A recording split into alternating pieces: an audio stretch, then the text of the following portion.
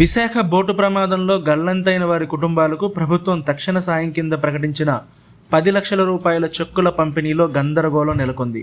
చెక్కులను బాధితులకు అందించేందుకు రాష్ట్ర మంత్రి కొల్లు రవీంద్ర విశాఖ ఫిషింగ్ హార్బర్కు చేరుకున్నారు.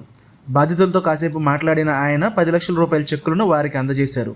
దీనిపై ఆ కుటుంబాల వారు తీవ్ర అసంతృప్తి వ్యక్తం చేశారు. కుటుంబానికి ఆసరాగా ఉన్న వాళ్ళను కోల్పోతే 10 లక్షలు ఇచ్చి సరిపెడతారా అని ఆగ్రహించారు. చెక్కులు ఇచ్చిన అనంతరం మంత్రి తిరిగి కారుకి వెళ్లిపోతుండగా ఒక్కసారిగా మత్స్యకార మహిళలు పెద్ద ఎత్తున కేకలు వేస్తూ ఈ నష్టపరిహారం తమకు ఏమాత్రం సరిపోదంటూ మంత్రి కారుకు అడ్డం పడ్డారు. ఒక్కొక్కరికి కనీసం 50 లక్షల రూపాయల నష్టపరిహారం ఇవ్వాలని గొడవపడ్డారు.